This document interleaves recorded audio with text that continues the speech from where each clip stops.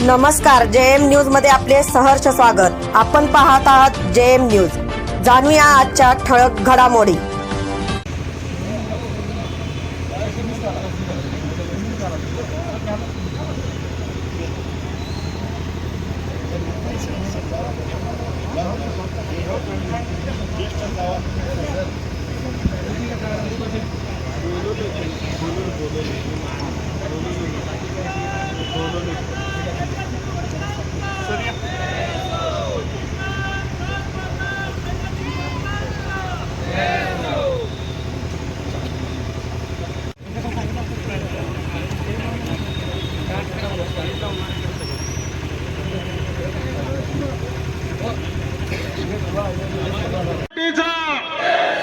आरक्षण आमच्या हक्काचं,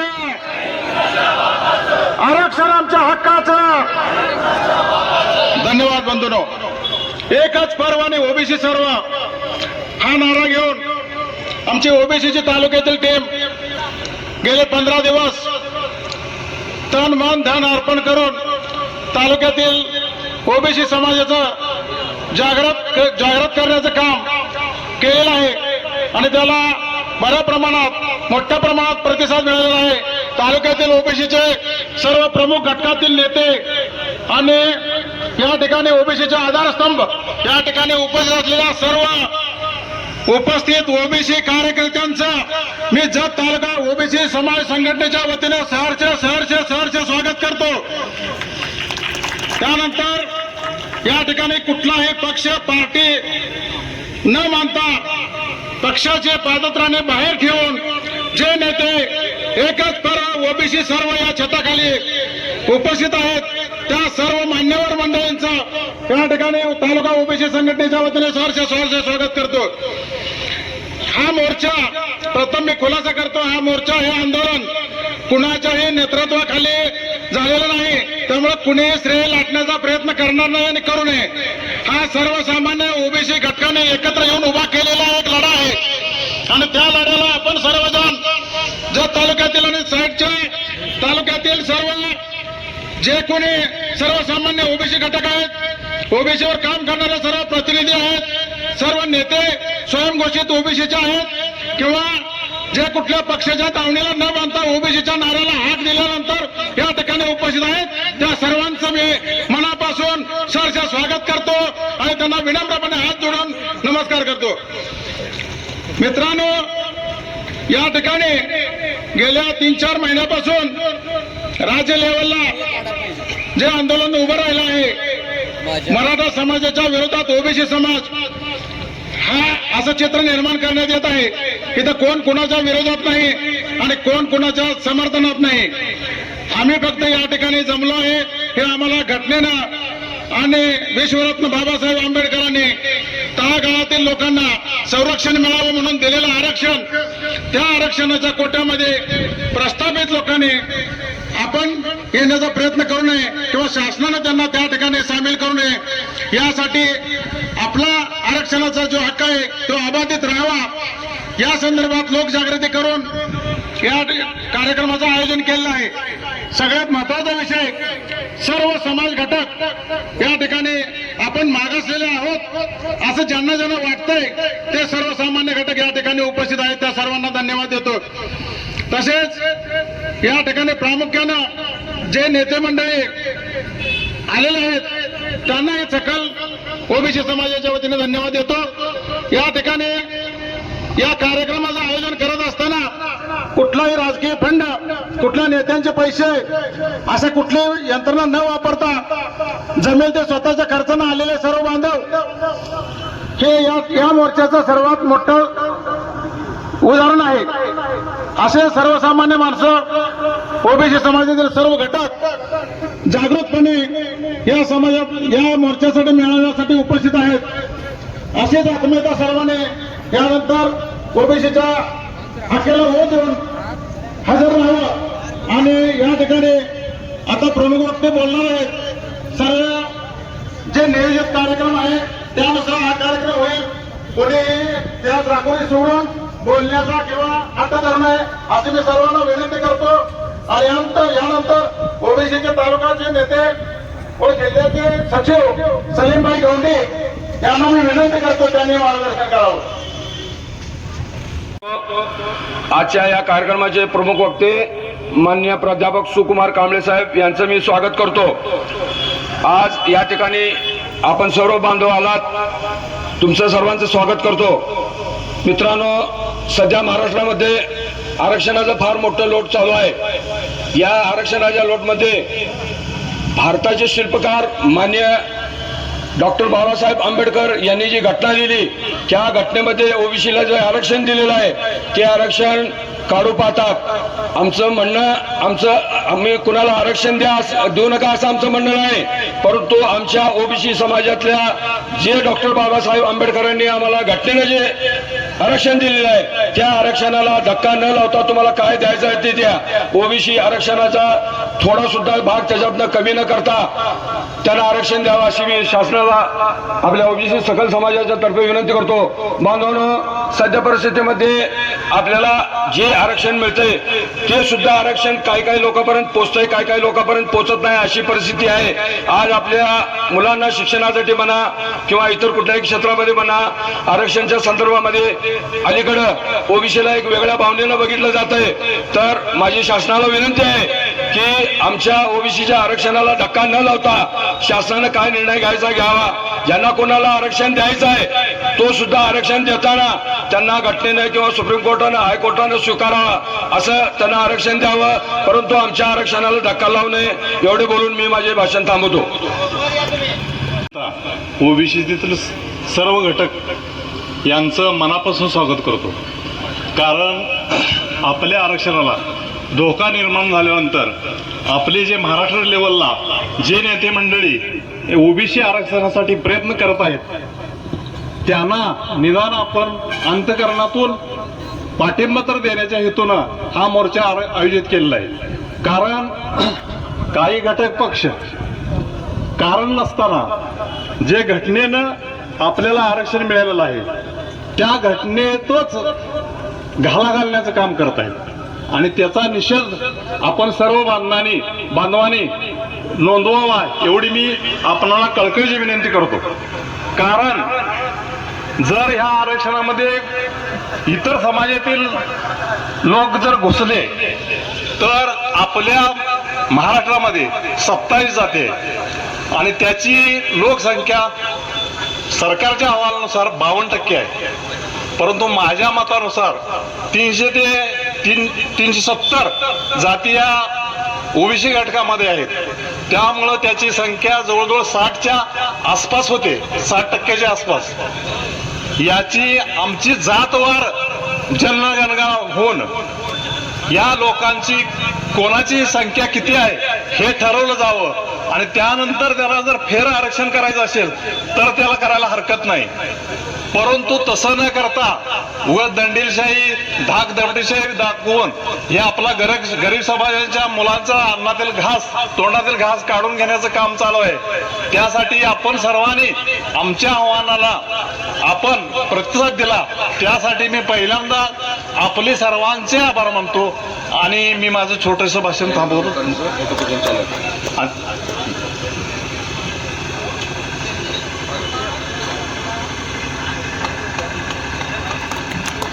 त्यानंतर एक उच्च शिक्षित MBA झालेला तरुण ओबीसी समाजाच्या वतीनं हा जो भव्य मोर्चा आयोजित केलेला आहे त्या मोर्चासाठी उपस्थित असलेल्या सर्व ओबीसी बांधवांचं आणि भगिनींचं मी पहिल्यांदा खूप खूप सहर्ष स्वागत करतो. आणि या मोर्चासाठी खास करून सर्व पक्षाचे उपस्थित मान्यवर आणि जे राज्यातले नेते मंडळी इथं आलेले आहेत त्यांचं सुद्धा मी खूप आभार मानतो आणि त्यांना धन्यवाद देतो. बरेचसे वक्ते बोलणार आहेत, मला संयोजकांनी 2-20 मिनिटं बोलण्याची संधी दिलेली आहे त्याबद्दल आपलेही मी आभार मानतो. खऱ्या अर्थानं गेल्या 6 महिन्यापासून राज्यातलं वातावरण अतिशय खराब झालेलं आहे. तुम्हाला ऐकून असं वाटेल की हा विषय आपला नाही आहे, आपण याच्यावरती जास्त विचार करण्याची गरज नाही असं सर्वसामान्य माणसाला वाटू शकतं. पण मित्रांनो, याची विचार करण्याची गरज आहे की आज मराठा समाज महाराष्ट्रामध्ये एवढ्या मोठ्या प्रमाणामध्ये आंदोलन करतोय. आज सगळ्या ओबीसी बांधवांना आमचं एकच म्हणणं आहे की गरीब मराठा समाजाला आरक्षण मिळालं पाहिजे, पण कुठल्याही आरक्षणाला, पहिल्या आरक्षणाला आणि ओबीसी बांधवांच्या आरक्षणाला धक्का न लावता त्यांना शासनानं आरक्षण द्यावं, एवढीच ह्या ओबीसी बांधवांची मागणी आहे. छत्रपती शिवरायांच्या पासून लोकमाता अहिल्याबाई होळकरांच्या पर्यंत आणि आता काल गेल्या 100-125 वर्षाच्या इतिहास जर बघितला आपण छत्रपती राजर्षी शाहू महाराजांच्या पर्यंत, आणि काल यशवंतराव चव्हाणांच्या पासून आज वसंतरावांच्या पाटलांच्या पर्यंत हा या महाराष्ट्रातला इतिहास बघितला तर या महाराष्ट्रामध्ये जातीपातीचं राजकारण कधीच झालं नव्हतं. मित्रांनो, आपण हे सगळं समजून घेतलं पाहिजे आणि ह्याच्यावरती कुठंतरी विचार केला पाहिजे की राज्यातलं वातावरण बिघडतंय आणि याचा सगळ्या समाजावरती, तळागाळ्यातल्या, गावगाड्यातल्या तरुण पोरांच्या वरती, तरुण कार्यकर्त्यांच्या वरती आणि गरीब गावगाड्यातल्या माणसावरती याचा परिणाम होतोय. कुठल्याही मागास समाजाला आरक्षण देण्याचं कोणाला विरोध असण्याचं कारण नाही, पण शासनाने याचा गांभीर्याने विचार केला पाहिजे की जर मराठा समाजाला आरक्षणाची गरज असेल तर त्यांना ओबीसी मध्ये समावेश न करता त्यांना एक स्वतंत्र आरक्षण द्यावं, हीच या सगळ्या ओबीसी बांधवांची मागणी आहे. आणि अशा पद्धतीचा मोर्चा ज्या तरुणांनी, ज्या ज्येष्ठांनी, आता जे के माळी काका बोलले की गेले 15 दिवस तरी तालुकाभर फिरतायत. मगाशी सलीम गौंडीने सांगितलं की कुठल्याही नेत्याचा 1 रुपया न घेता, कुणाकडूनही पैसे न घेता तालुकाभर स्वखर्चानं ज्यांनी लोकांच्या मध्ये जाऊन जागृती केली आणि आज जो इथं समाज आलेला आहे तो स्वतःच्या खर्चाने इथंपर्यंत आलेला आहे, ही महत्वाची गोष्ट आहे. मला सांगायला आनंद होतोय की गावगाड्यातल्या तरुणांनी आता जागा झालं पाहिजे. जे मागासलेले समाज आहेत त्यांनी आता जागा झालं पाहिजे, शिक्षणाची घास धरली पाहिजे. डॉक्टर बाबासाहेब आंबेडकरांनी ज्या संविधानानं आपल्याला आरक्षण दिलेलं आहे त्या आरक्षणाचा सगळ्यांनी फायदा करून घेतला पाहिजे. मित्रांनो, आपल्याला माहित नाही की या ओबीसी समाजामध्ये जवळजवळ 350 जाती आहेत, पण ह्या 350 जातीमध्ये किती समाजाला त्या ओबीसी आरक्षणाचा फायदा होतो, त्या आरक्षणाचा आपण अभ्यास केला पाहिजे, संविधान आपण वाचलं पाहिजे. छत्रपती शिवरायांच्या काळामध्ये कधी जाती धर्माचं राजकारण झालं नाही, कधी जाती धर्माचा राज्यकारभार झाला नाही, पण काही दिवसामध्ये महाराष्ट्रामधली परिस्थिती एवढी बिकट आहे. जर अशी परिस्थिती भविष्यामध्ये जर चालू राहिली तर गावगाड्यातल्या कुठल्याही गरीब माणसाचं जगणं मुश्किल झाल्याशिवाय राहणार नाही. त्याच्यासाठी याच्यावरती सगळ्यांनी विचार केला पाहिजे. आणि माणूस कोण मोठा असतो? माणूस परानं कधी मोठा होत नाही, कुठल्या गोष्टीनं मोठा होत नाही.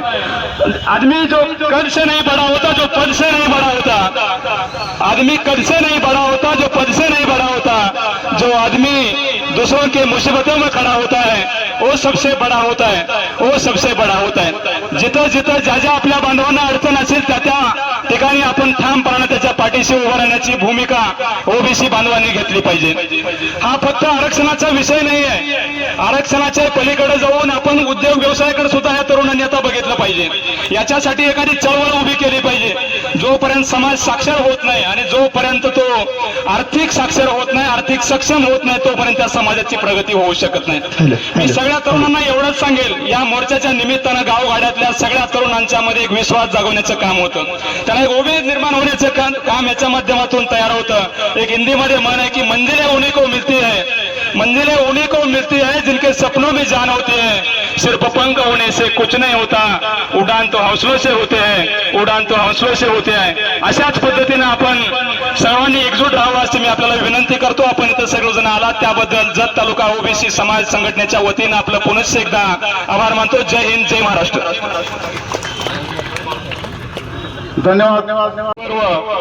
आपण सर्वजण उपस्थित असलेले सर्व ओबीसी नेते मंडळी आणि ओबीसीची जाण असणारे आपण सर्वजण आज खऱ्या अर्थानं जे संपूर्ण महाराष्ट्रभर जे चाललेलं आहे, जे ओबीसीच्या बाबतीमध्ये आपण हक्काचं ओबीसी आपण 52% यासाठी आपण प्रयत्न करत आलेलो आहोत. त्यामध्ये देखील 27% आपल्याला मिळालेलं आहे. त्यामध्ये अनेक मुस्लिम समाजाचे अनेक तळागाळातले लोक अजून त्याच्यापासून ओबीसी पासून वंचित आहेत.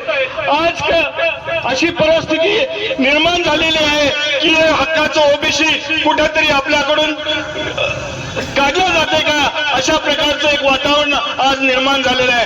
त्याकरता आज आपण सर्वजण या ठिकाणी उपस्थित राहिलेले आहे. आपण आपली ताकद टाकल्याशिवाय, आपण सर्वजण संघटित झाल्याशिवाय आपण हक्काचं हे ओबीसी वाचणार नाही. त्यासाठी आपण सर्वजण प्रयत्न करूया, हेच या निमित्तानं सांगतो आणि माझं छोटंसं भाषण संपवतो. जय हिंद, जय महाराष्ट्र. पण असताना तुमचं 7-10 पिढ्या बसून खाण्या एवढी प्रॉपर्टी तुमच्याकडे असताना तुम्ही त्या ओबीसी समाजाला दिलेलं जे आरक्षण आहे त्या आरक्षणामध्ये सहभागी होऊ इच्छितात. मित्रहो, आज या ठिकाणी आम्ही सांगू इच्छितो, शासनाला सांगू इच्छितो, जरूर आज प्रत्येक जण उठतो, मोर्चा काढतो, आम्हाला आरक्षण द्या, तुम्हाला आरक्षण द्या. ठीक आहे, तुम्हाला काय नसलं तर 100% आरक्षण तुम्हाला मिळालं पाहिजे याबद्दल या ओबीसी समाजाचं काही हरकत नाही. परंतु तुमच्याकडे असताना तुमच्या 10 पिढ्या बसून काय एवढी संपत्ती असताना सुद्धा तुम्ही शासनाकडून आरक्षण मागता ते चुकीचं आहे. माझं तर शासनाला अगदी असं एक ठाम मागणी मी शासनाकडे करतो.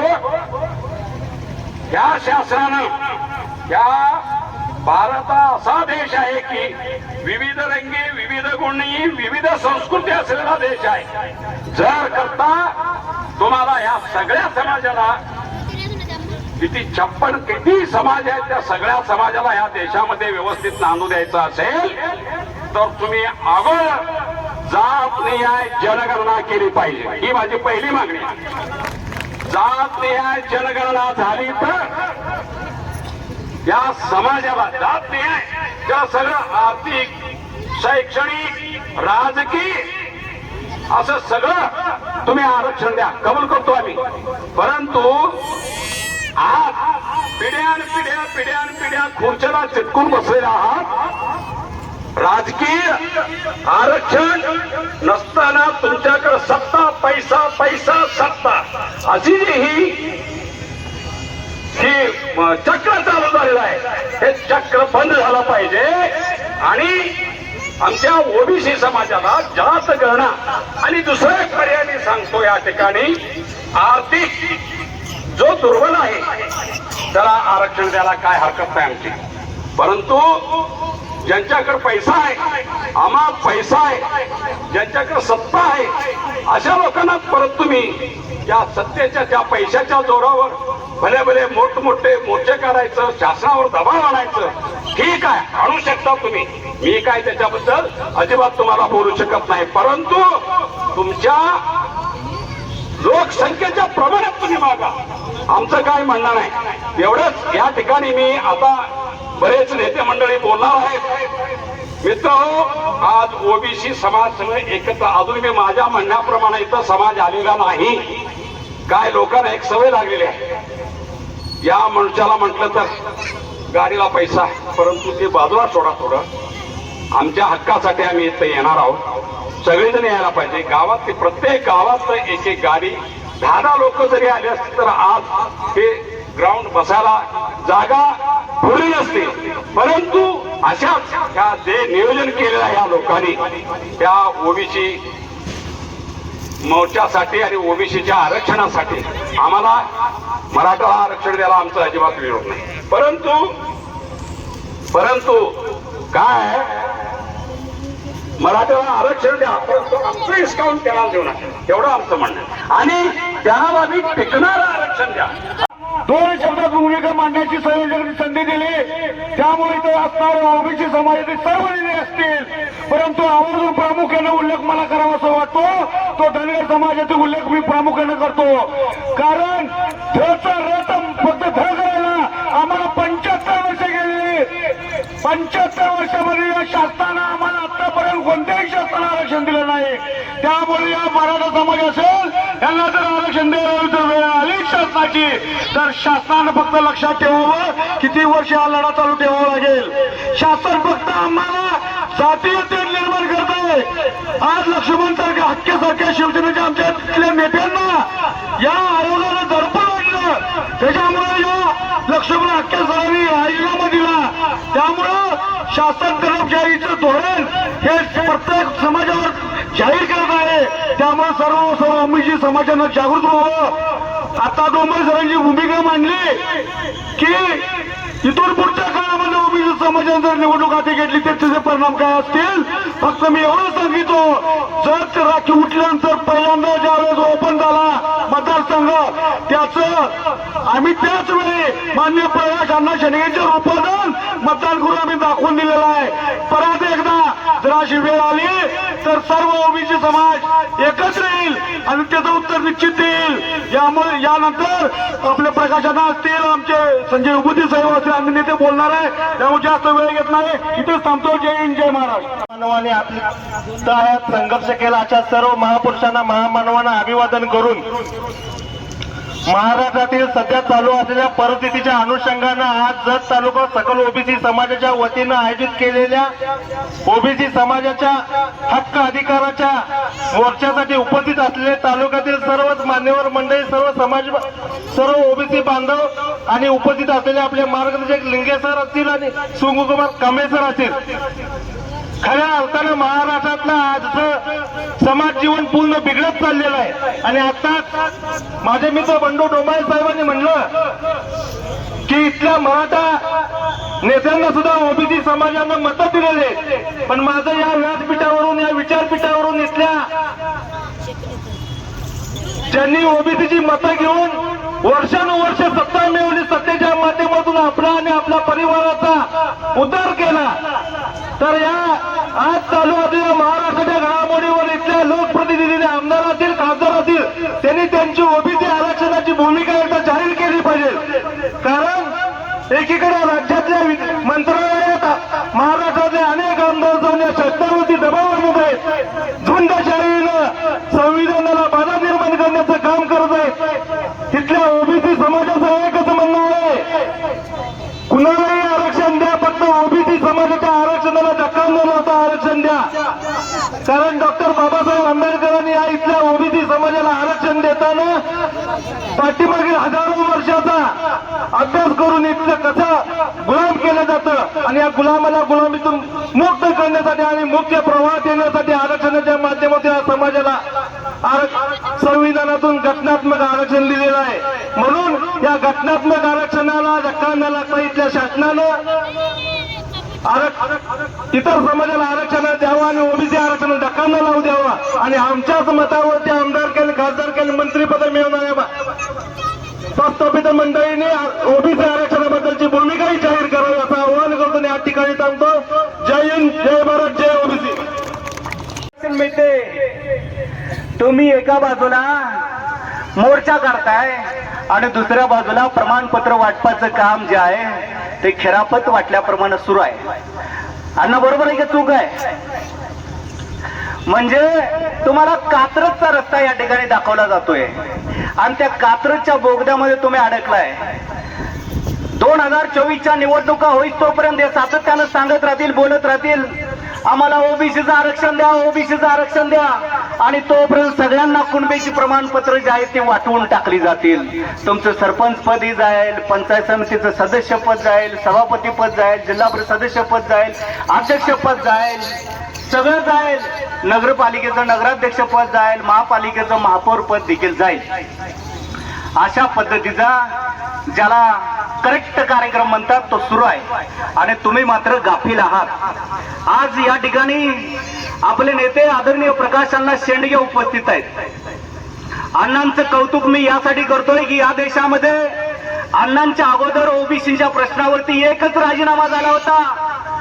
तो राजीनामा म्हणजे महामानव, भारतरत्न, विश्वरत्न डॉक्टर बाबासाहेब आंबेडकर यांचा राजीनामा. हिंदू कोड बिलावरती आणि ओबीसीच्या प्रश्नावरती डॉक्टर बाबासाहेब आंबेडकर यांनी राजीनामा दिला होता. तो राजीनामा प्रस्थापितांच्या तोंडावरती फेकून मारला होता आणि त्यानंतर ओबीसीच्या प्रश्नावरती या महाराष्ट्रामध्ये दुसरा राजीनामा जर कोणी दिला असेल तर तो आदरणीय प्रकाश अण्णा शेंडगे यांनी दिलेला आहे. त्यांच्यासाठी जरा जोरदार टाळ्या होऊन देत. अण्णांनी सगळे पक्ष जे होते ते सोडून दिले, पक्षीय राजकारण सोडून दिलं आणि ओबीसीचं जे राजकारण आहे, ओबीसीचं जे समाजकारण आहे त्यासाठी ते मैदानात आहेत. या ठिकाणी अण्णांच्या नावाचा अनेकदा उल्लेख झाला. भुजबळ साहेबांना पाडण्याची भाषा झाली, त्यावेळेस याच अण्णांनी प्रस्थापितांना ठणकावून सांगितलं, अरे तुम्ही आमचा एक पाडाल पण आम्ही तुमचे आहेत तेवढे सगळे आमदार खासदार भुई सपाट करू. त्यानंतर त्यांच्या तोंडातून पुन्हा शब्द फुटला नाही. अण्णांनी सांगितलेलं आहे की ओबीसी आरक्षणाची ही जी लढाई आहे एका बाजून आपण ही रस्त्यावरची लढाई सुरू ठेवू, दुसऱ्या बाजून आपण सभागृहातली लढाई सुरू ठेवू, तिसऱ्या बाजून आपण न्यायालयातली लढाई सुरू ठेवू आणि या तिन्ही लढाईच्या नंतर आणखीन एक लढाई शिल्लक राहते, ती म्हणजे मतपेटीची लढाई. मतपेटीची लढाई जोपर्यंत आपण जिंकणार नाही तोपर्यंत प्रस्थापितांची मस्ती जी आहे ती कमी होणार नाही. बरोबर की चूक? मग मतपेटीच्या लढाईसाठी तुम्ही सज्ज आहे का नाही? मग मतपेटीची लढाई जर जिंकायची असेल तर आपल्याला काय करावं लागेल? आपल्यापेक्षा खालच्या जातीचं नेतृत्व आपल्याला मान्य करावं लागेल. बरोबर आहे का? या ठिकाणी सुकुमार कांबळे सर आहेत, ते माझ्यापेक्षा चांगल्या पद्धतीने तुम्हाला सांगतील. ओबीसी आणि या ठिकाणी या मोर्चामध्ये सहभागी झालेले सर्वच पुजारी वकील असतील आणि आपले डोंबळे सर असतील आणि दुसरे एक पत्रकार सगळ्यांनी अतिशय विस्ताराने बोललेले आहेत. त्यामध्ये जास्तीचा न वेळ घेता आपल्याला एकूण 375च्या 80 ओबीसी मध्ये सर्व जाती आहेत. दिलेले आरक्षण ही संपूर्ण नाही आहे, अपुरा आहे. एक मुद्दा आहे. दुसरी गोष्ट काय, आपल्या इथं बसलेले ओबीसी जी काही बांधव आहेत मराठा आरक्षण देण्यासंदर्भात आपला कुणाचाही विरोध नाही, पण जी काही घटनात्मक हक्क आहे संविधानाने दिलेले जे ओबीसी आरक्षण आहे त्यामध्ये कुणीही धक्का लावून आपल्या आरक्षणामध्ये कुठलाही धोका न होता त्या विषयी जर आरक्षणाबद्दल निर्णय घेतला तर ते आम्हाला समाधानी आहे. नाहीतर ते दुसरं मराठा आरक्षण देण्यासाठी कुणाचाही इथं विरोध नाही.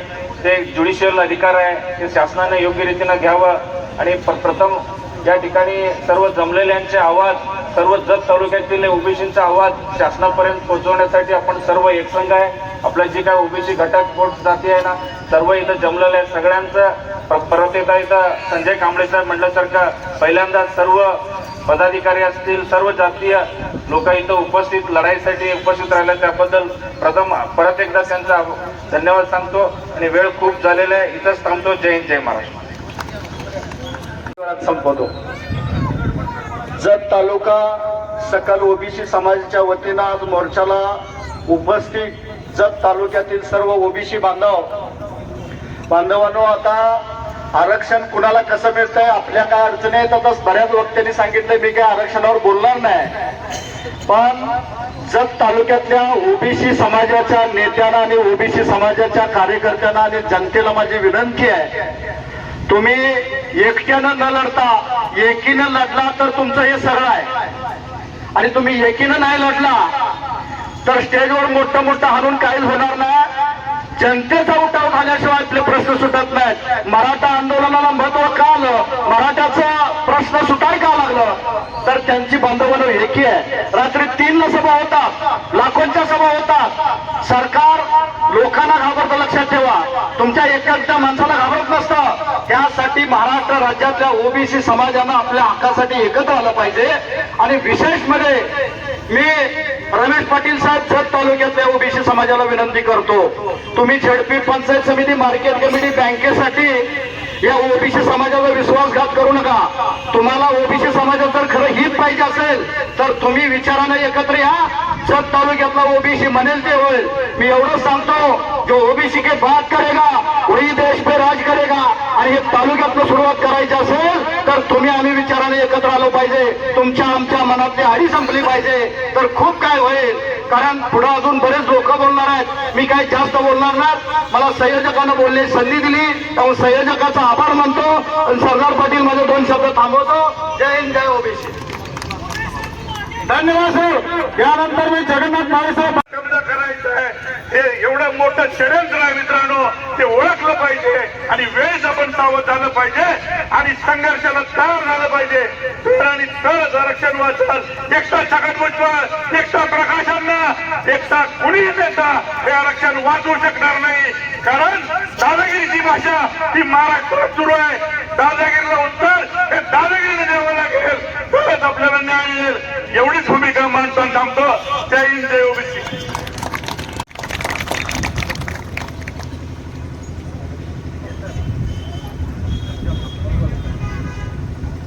जास्तीत जास्त प्रयत्न केला जात आहे.